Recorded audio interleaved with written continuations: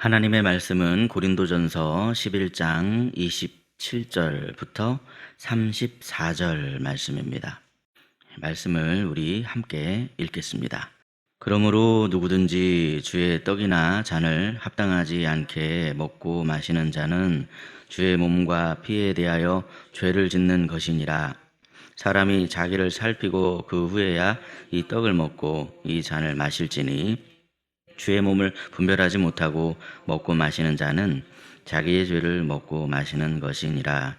그러므로 너희 중에 약한 자와 병든 자가 많고 잠자는 자도 적지 아니하니 우리가 우리를 살펴보면 판단을 받지 아니하려니와 우리가 판단을 받는 것은 주께 징계를 받는 것이니 이는 우리로 세상과 함께 정죄함을 받지 않게 하려 하심이라.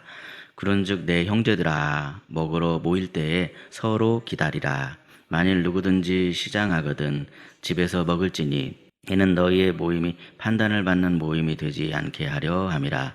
그 밖의 일들은 내가 언제든지 갈 때에 바로 잡으리라. 아멘.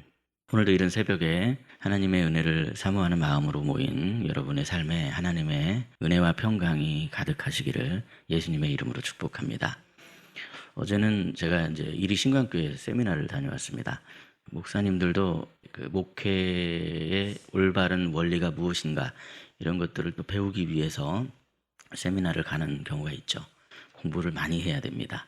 근데 이제 좋은 세미나를 만나는 경우도 있지만 가서 봤는데 별로인 것 같다 이런 세미나도 있는데 좋은 세미나를 만난 것 같아서 참 감사하게 생각을 합니다. 근데 이제 그런 세미나를 가다 보면 가끔 아는 목사님들을 만나는 경우가 있습니다. 아는 목사님들을 만나는데 그런데 이제 목사님들이 아는다는 것은 얼굴을 안다는 거 아닙니까, 여러분? 이제 그 목사님을 아니까 과거에 어떤 모습이었는지를 알고 지금 있는 그 모습을 그렇게 보는 건데 가끔 보면 어떤 목사님들은 얼굴이 이렇게 찌둥그려져 있어요. 아, 저분은 참 목회가 힘든가 보다. 그런 생각을 하게 되는데 근데 참 감사하게도 저는 저를 만나는 아는 목사님들마다 뭐라고 말씀하시냐면 목사님은 참 행복해 보이세요. 그렇게 말씀하세요. 제가 행복합니다. 그렇게 말씀드리죠. 제가 희락교회를 만난 게 너무나 큰 행복입니다. 이런 이야기를 해요. 목사님 참 좋겠네요. 좋은 교회 만나서. 예, 저는 좋은 교회 만나서 목회하고 있어서 정말 행복합니다. 그렇게 이야기를 하죠. 그래서 어제 세미나는 성경적 교회는 무엇인가 이런 세미나였는데 그것은 한마디로 말하면 신앙생활을 바르게 하는 교회가 바로 성경적 교회죠. 오늘 본문의 말씀 보시면 고린도 교회는 근데 그런 성경적 교회에서 약간 벗어나 있었던 것 같아요. 신앙생활을 올바르게 하지 못하고 있었고 그래서 사도 바울이 그거에 대해서 올바른 신앙생활이란 무엇인가를 가르쳐 주고 있는데 오늘 말씀 특별히 이제 성만찬에 대한 그런 말씀입니다. 지금 우리 교회는 성만찬을 하는 때가 있고 그리고 함께 교제하며 식사하는 식사가 따로 분리되어 있는데 초대교회의 모습을 보면 성만찬과 서로 교제하며 사랑을 나누는 그 식사가 함께 결합되어 있었습니다. 그래서 항상 식사 때마다 성만찬을 하고 그리고 나서 식사를 했던 것이죠. 그런데 문제는 교인들의 형편이 다 똑같지가 않다는 거예요. 그래서 어떤 교인들은 형편이 좀 어려워서 가난해서 일을 하다가 이 교회에 오시는 그런 성도님들도 있는데 어떤 성도님들 형편이 넉넉해서 그러지 않아도 충분히 교회 일찍 올 수 있는 그런 성도님들이 있었습니다. 어려운 성도님들은 일을 하다가 오기 때문에 약간 교회에 늦게 올 수도 있는 그런 부분, 시간 딱 맞춰서 오는데 이제 약간 그 형편이 넉넉하고 부유한 성도님들은 일찍 올 수가 있었죠. 일찍 오면 그분들은 이제 항상 매주마다 예찬식을 하고 같이 서로 음식을 나누는 것이 있기 때문에 근데 이분들이 넉넉한 음식을 싸가지고 와가지고는 자기들끼리 먼저 그냥 그것을 기다리지 않고 먹어버리는 겁니다. 그러면 일에 쪼들려서 교회 늦게 올 수밖에 없는 그런 성도님들은 어떻게 되겠습니까? 그거에 대해서 오늘 말씀의 결론은 33절 말씀이죠. 33절 말씀 함께 읽겠습니다. 시작. 그런즉 내 형제들아 먹으러 모일 때에 서로 기다리라 그랬습니다. 기다리라는 거예요. 기다려줘야 됩니다. 교회 모든 성도님들 형편이 다 똑같은 것이 아니기 때문에 신앙생활을 할 때는 기다리는 게 필요하다는 것이죠. 사랑으로 서로 인내하며 기다려줘라. 영적인 상태도 다 똑같은 게 아닙니다. 어떤 성도는 영적으로 잠을 자고 있는 것 같은 성도도 있죠. 30절 말씀 보면 그러므로 너희 중에 약한 자와 병든 자가 많고 잠자는 자도 적지 아니하니, 뭐 맨날 잠을 자고 있다 이런 얘기가 아니라 영적인 상태가 다 똑같지 않다는 겁니다. 영적으로는 연약하고 부족하고 또 잠을 자는 것 같은 그런 성도님도 있는데, 그런데 기다려주면 된다는 거예요. 그런 성도님 기다려줘라. 사랑으로 기다려줘라. 그래야 그 성도님도 깨어날 수 있고 잘할 수 있고, 그러면 주님의 몸된 교회가 하나를 이룰 수 있지 않겠느냐, 그렇게 말씀하는 것이죠. 신앙생활을 하면서 우리는 계속해서 반복해서 하는 일들이 있습니다. 매주 같은 시간에 예배드리고 기도하고 찬송합니다. 뿐만 아니라 우리는 날을 정해 주기적으로 성만찬을 지금 하고 있죠. 그런데 우리가 반복적으로 하는 어떤 일들을 할 때 주의해야만 하는 것이 무엇입니까? 그것은 잘못하면 익숙함이 무감각함으로 변질이 될 수가 있다는 것, 그것을 주의해야만 하더라는 거죠. 익숙하게 반복적으로 하는 일들이 나중에는 무감각해질 수 있다는 겁니다. 그래서 우리는 항상 말씀 앞에 우리 자신을 날마다 점검해 보아야 합니다. 내가 혹시 은혜라고 생각하지 못하고 이것이 무감각해져 있는 것은 아닌가? 그러면 안 되니까. 그러면 주님의 몸이 아니고, 그러면 죽을 수밖에 없고, 그러면 잠을 자고 있을 수밖에 없으니까. 감사와 감격으로 임했었던 성찬식이 혹시라도 그냥 그 익숙함에 빠져서 의미 없이 행하는 그런 행사가 되어버리진 않았는가, 그런 점들을 반드시 점검해 봐야만 하더라는 것이죠. 그래서 오늘 우리가 함께 나눈 이 고린도전서 11장의 말씀은 한마디로 익숙함의 병에 걸려 있었던 고린도 교회에 대한 이 사랑이 담긴 바울의 책망이다, 그렇게 말씀드릴 수 있겠습니다. 고린도 교회의 성만찬이 변질되어 버렸다는 것이죠. 주님의 살과 피를 기념하는 그 거룩한 교제의 자리가 부유한 자들이 먼저 와서 자기들끼리 그냥 배를 채우는, 그래서 가난한 자들은 와서 마음 가운데 이 비참함을 느끼고 분노를 느끼게 될 수밖에 없는 그런 자리로 변질이 되었습니다. 그러니 어찌 그런 모습을 주님의 몸이다라고 말할 수 있겠느냐 하는 겁니다. 바울은 이 문제를 바로잡기 위해서 먼저 성만찬을 제정한 의미가 뭔가, 성만찬의 본질을 다시 설명해 주었습니다. 그러므로 우리는 본문의 말씀을 통해서 성만찬에 임하는 우리의 자세는 어떠해야 하는가, 그 점을 우리가 깨달아야만 하더라는 거죠. 27절 말씀인데 우리 27절 말씀을 함께 읽겠습니다. 시작. 그러므로 누구든지 주의 떡이나 잔을 합당하지 않게 먹고 마시는 자는 주의 몸과 피에 대하여 죄를 짓는 것이니라. 아멘. 예, 27절 말씀이 무서운 이야기입니다. 상당히 무서운 이야기. 그러니까 만일 성만찬을 잘못하면 복은커녕 오히려 계속 죄만 짓게 된다 하는 그런 의미가 담겨 있습니다. 성만찬에서 잘못된 마음가짐, 이것은 단순히 예의에서 벗어나는 정도가 아니더라는 거죠. 바울은 그것이 주님의 몸과 피에 대해서 죄를 짓는 것이다, 그렇게 이야기를 하고 있습니다. 여러분, 주님이 우리를 위해서 몸을 내어주시고 피를 흘려주신 것이 왜 그렇습니까? 다른 것이 아닙니다. 우리를 죄에서 구원해 주시기 위해서, 저와 여러분을 죄에서 건져주시기 위해서 몸을 찢기시고 피를 흘려주신 거 아니겠습니까? 그러므로 이 성만찬이 이것이 보통 의미가 아니라는 겁니다. 중요하다는 겁니다. 이처럼 성만찬에 임하는 우리의 마음가짐이 얼마나 중요한지 모릅니다. 그렇다면 과연 고린도 교회 성도들은 어떤 마음 품었습니까? 당시에 제가 말씀드린 것처럼 이 성만찬과 뒤에 이어지는 식사교제가 함께 연합되어 있었습니다. 결합되어 있었습니다. 그래서 항상 식사 전에 목회자가 떡을 떼고 잔을 돌리면서 이것은 너희를 위한 몸이다, 이것은 너희를 위해 흘리신 예수님의 피다, 이렇게 성만찬을 하고 식사를 했는데, 언제부턴가 이 매번 하는 이 성만찬의 의미가 퇴색되어져 버렸다는 거죠. 그것보다 뒤에 이어지는 식사 교제의 의미가 더 커져서 그것만 중요하게 생각을 했더라는 겁니다. 그래서 부자들은 각각 자기 좋은 음식들을 가져와서 일 때문에 예배 늦을 수밖에 없는 가난한 성도들 기다려주지 않고 그냥 대충 성만찬 해버리고, 그리고 뒤에 이어지는 식사 교제를 해버렸다는 것이죠. 사소한 행동처럼 생각될지 모르지만 이들의 행동 속에는 이 가난한 자들을 무시하는 그런 마음이 담겨져 있었습니다. 그 결과 일하느라 늦게 도착할 수밖에 없었던 가난한 사람들, 그들이 먹다 남긴 음식 앞에서 심한 모욕감을 느낄 수밖에 없었죠. 하지만 여러분, 이러한 마음은 결코 주님의 마음이 아닙니다. 우리를 위해 자기의 몸을 찢기신 주님께서는 저와 여러분 모두를 주님의 몸으로 삼으셨습니다.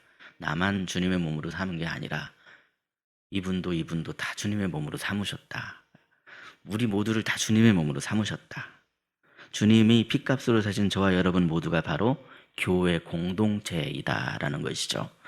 그러므로 교회 공동체 내에서 다른 성도를 멸시하는 건 단순히 개인을 멸시하는 죄를 넘어서 주님을 멸시하는 죄를 범하고 있는 것이다. 그렇게 바울은 이야기하고 있습니다. 그뿐만이 아닙니다, 여러분. 그러한 잘못된 마음이 담긴 행동은 십자가의 정신을 훼손시키는 것이었습니다. 왜냐하면 십자가의 정신은 우리가 그럴 만해서 예수님께서 우리를 위해서 자신을 내어준 것이 아니기 때문에 그렇죠. 내가 자격이 있어서, 구원받을 만한 자격이 있어서 예수님께서 나를 위해서 몸을 내어주시고 피를 흘려주신 것이 아니더라는 겁니다. 우리들 모두가 자격이 없는데도 불구하고 주님은 그런 우리를 위해서 자기 자신을 십자가에 내어주셨습니다. 그래서 바울은 본문 28절 말씀처럼 성찬에 임하기 전에는 반드시 자기 자신을 먼저 살펴라, 그렇게 말씀하고 있는데요. 여러분, 그렇다면 자기 자신을 살펴라, 이 말씀의 의미가 뭡니까? 이 말은 내가 얼마나 흠이 없고 거룩한가, 이걸 살피라는 의미가 아닙니다. 왜 그렇습니까? 만약에 흠이 없고 거룩한 사람만 성만찬에 참여할 수 있다라고 한다면 아마 우리 중에 그 조건을 충족할 수 있는 사람은 아무도 없을 것이기 때문에 그렇습니다. 그래서 여기서 살피라는 의미는 과연 내가 정말 주님의 은혜를 주님의 은혜로 인정하고 있느냐, 은혜에 합당한 삶을 살고 싶어하는 그런 마음이 나에게 있느냐, 이런 것을 살피라는 그런 의미도 있지만 그거보다 또 중요한 게 있습니다. 살피라는 말씀 중에 중요한 의미는 뭡니까? 나만 주님의 몸인 것이 아니라 교회 공동체 안에 있는 모든 지체들이 다 주님의 몸이라는 사실을 기억하며 혹시 내가 그 점을 놓치고 있진 않은가, 그것을 살피라는 그런 의미입니다. 그러므로 여러분, 우리는 우리 안에서 혹시라도 상대방을 용서하지 못하는 그런 마음이 없어야 합니다. 혹시 그런 마음이 있으면 오히려 이 성만찬을 행할 때마다 죄를 짓는 것이기 때문에 그렇죠. 내 안에 상대방을 무시하고 업신여기는 그런 마음도 없어야 됩니다. 만약에 무시하고 업신여기는 마음으로 상대방을 기다려주지 못하면 그것은 본문 29절 말씀처럼 주님의 몸을 분별하지 못하는 것이요, 자기의 죄를 먹고 마시는 것이기 때문에 그렇습니다. 그러므로 여러분, 우리는 본문 33절 말씀처럼 상대방을 존중하는 마음으로 나보다 느린 상대방을 기다려줄 줄 알아야 됩니다. 이것은 실제로 예배 시간에 늦는 성도도 가르치지만 신앙생활을 하다 보면 어떤 분들은 여러분처럼 새벽 기도에도 나오고 열심을 다해 신앙생활하고 성경도 읽고 기도생활도 열심히 하면서 그렇게 하시는 분도 있지만 어떤 분들은 주일에 겨우 이렇게 나오시는 그것도 참 감사한 그런 분도 계십니다. 근데 그런 분들도 우리는 다 용납해주고 다 기다려주고 함께 걸어가는 그런 사랑의 공동체가 되어야만 하더라는 거 아니겠습니까? 뿐만 아니라 여러분, 우리가 함부로 말하는 말과 함부로 행동하는 그 행동을 통해서 교회의 하나됨을 혹시 내가 깨버리고 있지는 않은가, 그 점을 살펴볼 줄 알아야 됩니다. 그래야 우리가 이 성만찬을 통해서 하나를 이룰 수 있으며, 뿐만 아니라 주님이 우리에게 그 성만찬을 통해서 주시고자 하시는 세상이 줄 수 없는 엄청난 축복이 있습니다. 그 힘을 얻을 수 있고 또 하늘의 은총을 얻을 수가 있습니다. 그러니 여러분, 우리가 어찌 하나님 앞에 겸손하지 않을 수 있습니까? 그 은혜를 사모해야죠. 그 은혜를 우리가 구해야죠. 그래야 하나님의 자녀된 삶을 살아갈 수가 있는 거 아니겠습니까? 그래야 우리가 서로 사랑할 수 있는 거 아니겠습니까? 그러므로 여러분, 우리는 주님이 주시는 은혜가 없이는요, 절대로 주님 자녀의 삶을 살아갈 수가 없습니다. 은혜가 반드시 필요합니다. 겸손한 마음으로 주님께 은혜를 구해야 됩니다. 그러므로 주님의 몸된 교회 안에서 항상 겸손한 마음과 태도로 주님의 사랑을 구하시길 바랍니다. 제가 생각해 보니까 저도 굉장히 사랑이 없는 사람이더라고요. 주님, 이렇게 사랑이 없는 사람이 담임 목사를 하게 되었습니다. 저에게 사랑의 마음을 부어 주옵소서. 이렇게 기도하는 것처럼 항상 우리도 필요한 모든 것들을 주님께 구하면 주님이 우리에게 부어주실 줄 믿습니다. 그렇게 항상 겸손한 마음과 태도로 형제 자매들을 생각하며 배려하심으로 우리 주님이 예비하신 축복을 얻으시는 저와 여러분이 되시기를 예수님의 이름으로 축복합니다. 기도하겠습니다. 거룩하신 하나님 아버지, 오늘도 저희들을 은혜의 자리로 불러주심을 참으로 감사합니다.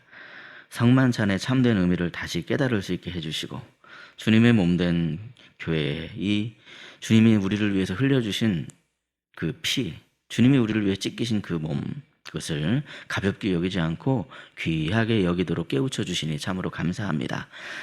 주님, 저희 안에 습관적이고 무감각한 그런 마음이 생기지 않게 하시고 성찬에 참여할 때마다 십자가의 은혜와 부활의 소망을 새롭게 경험하게 하여 주옵소서.